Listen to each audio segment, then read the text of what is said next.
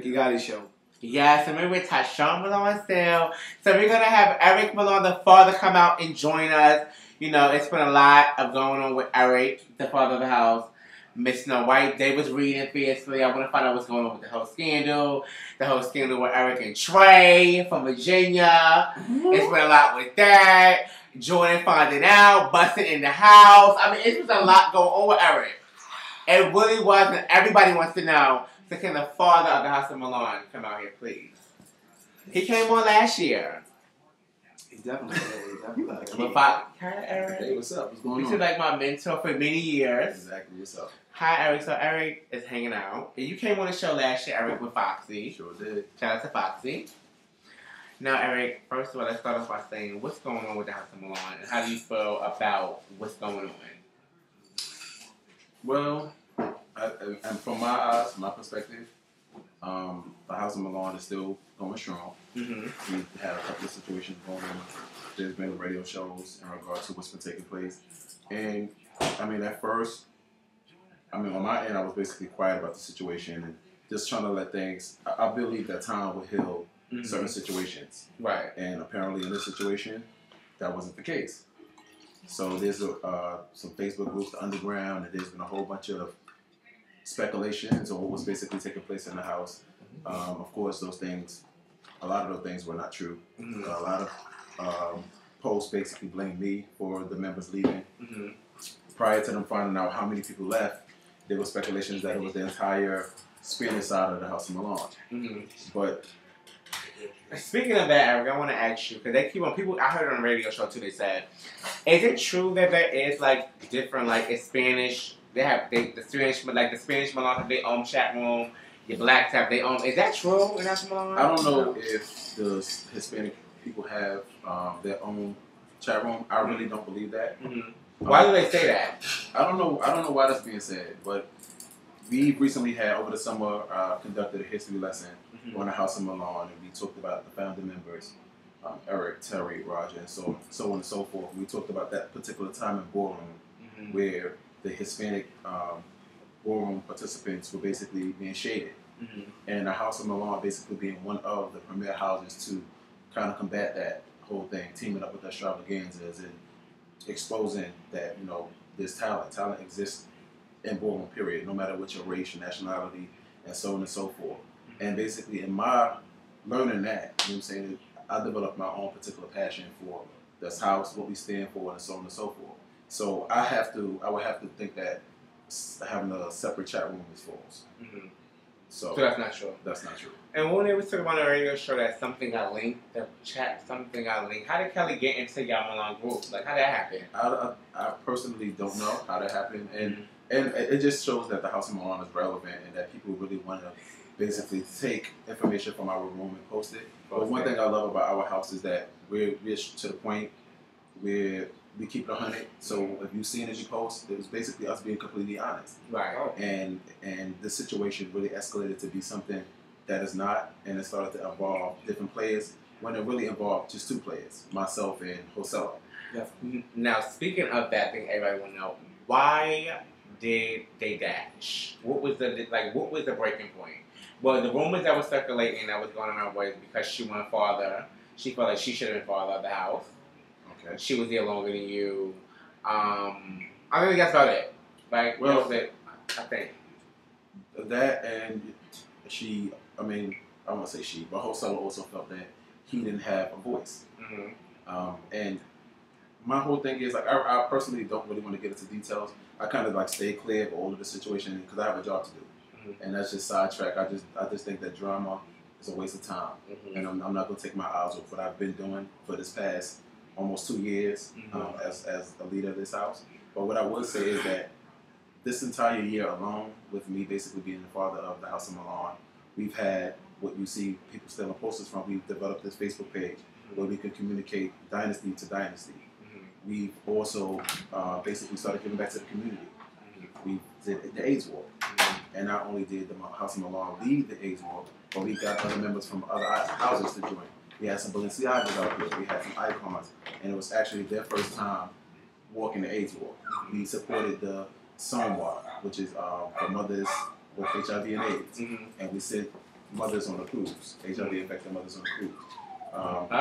That's a lot. Yeah. So aside from that, we've also won House with the Most Points. We won the grand prize of $1,000 under my leadership. We've also was in the Hall of Fame in Philadelphia. But let me ask you a question, Eric. Who's like mentoring you to be like that good father? Like who's is Hickey or who's helping you? Or are you this is all you? This is some you. I think leadership qualities is something that you develop from an early age, where whether it be that you taught your friends how to play Pokemon cards, or you taught your friends how to play basketball. So taking the lead, I think that's something that's inside you.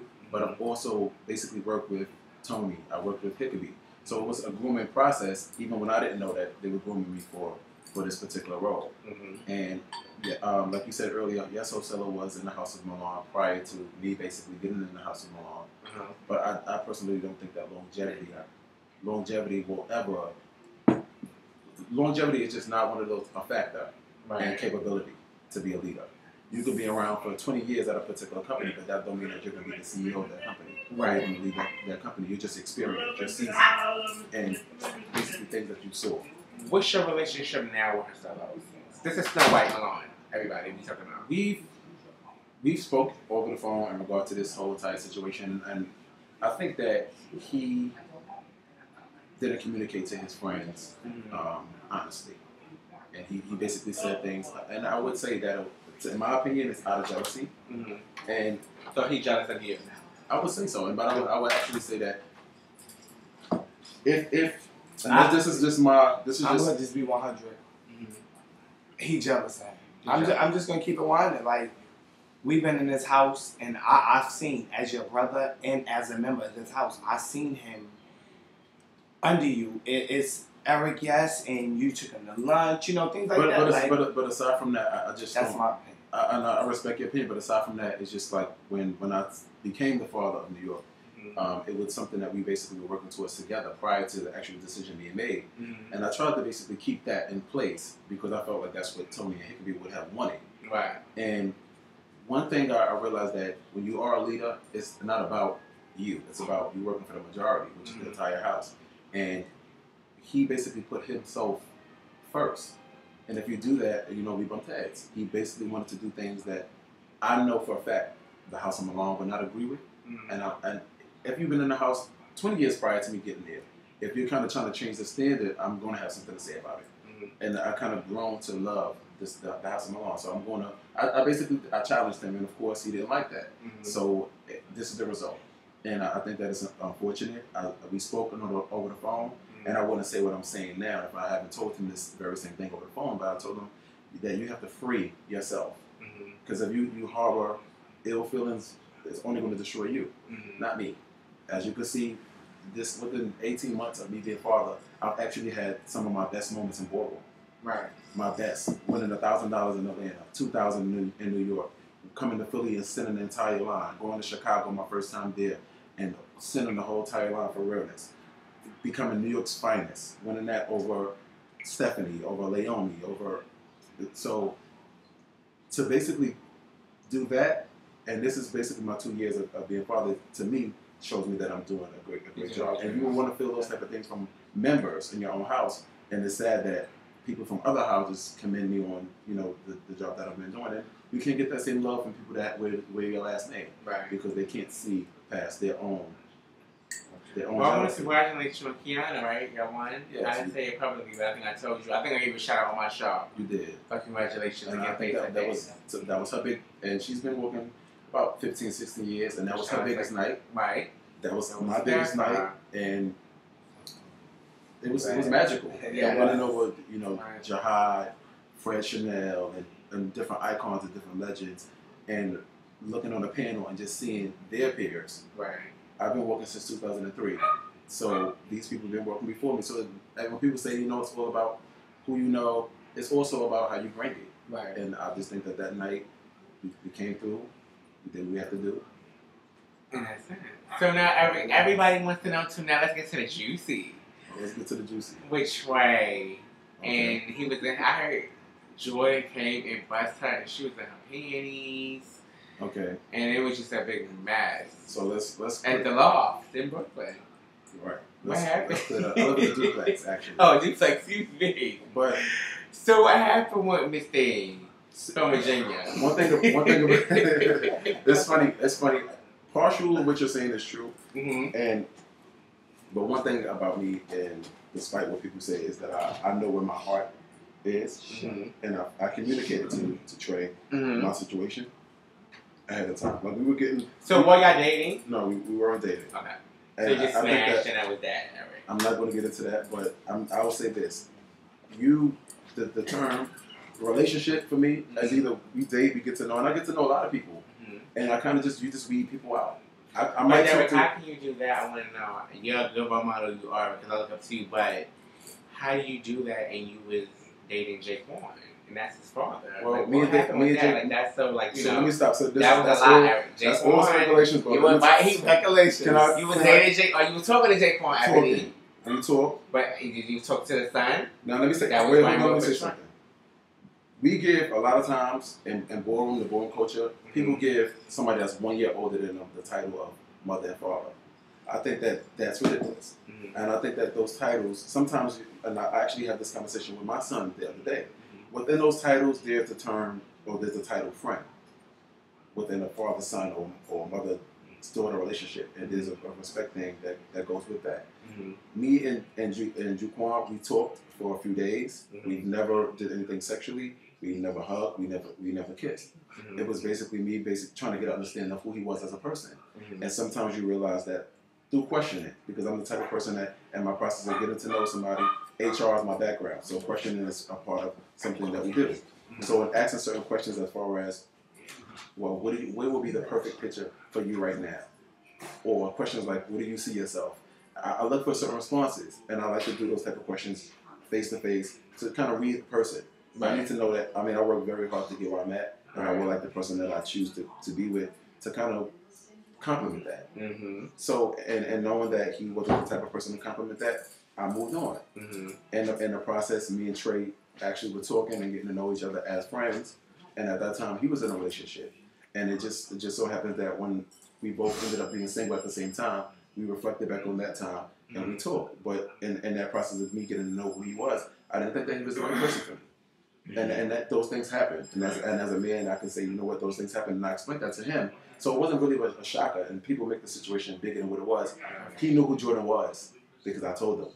So when Jordan came to my house, because Jordan has that type of relationship with my family, so that he can just ring the bell and just walk in. And he just so happened to be there. I heard it was a dreadful night. It wasn't a dreadful night. It wasn't running. Well, see, that's what you heard. So let me give you. You heard it was crying and running, but that's not the case. But I'll give you exactly because I'm gonna be honest. Okay. You protect who you love, and you protect the feelings of who you love. I love Jordan, despite the fact that we weren't together at that particular point. So the fact that me and Jordan is not together kind of waters the situation down a whole lot. So it wasn't like I cheated on him. So that's one. For him to walk in, I didn't want him to walk in on a situation like that. We have not had sex. I was actually in my basketball shorts and so on and so forth. He slept the way he slept. We actually both sleep when Jordan came. And it was what it was. I opened up the door, I saw it was him. I grabbed him, I hugged him, we talked. He said what he said, he was upset about the situation, and we kind of moved on from it. But the thing is, what I respect most about me, what I love is that I explained to Trey ahead of time who Jordan was, and that I still was in love with him, and so on and so forth. And me and Trey wasn't at a level where we were official or established, or anything of that nature. And I still think that Trey is a good person. He's cool.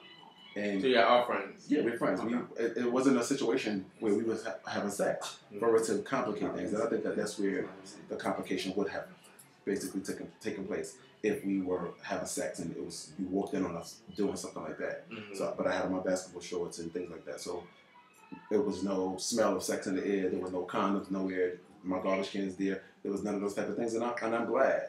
But more importantly, I'm glad that I was actually say, Trey, this is Jordan. Jordan, this is Trey. And they both. Was that a fight? There was no fight at all.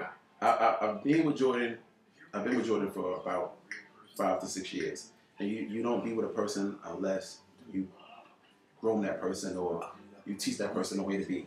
And there's certain ways that you conduct yourself as a man. Right. And he conducted himself as a man that night, like he was like a boss. The way I taught him to be, the way I would have conducted myself. And I respect him. I love Jordan. And oh, you guys together? We're working on us. We're working on us. And I think that you need time apart to realize that you need each other, or that you're meant for each other. So we're gonna come back more with Eric Luna and my special guest.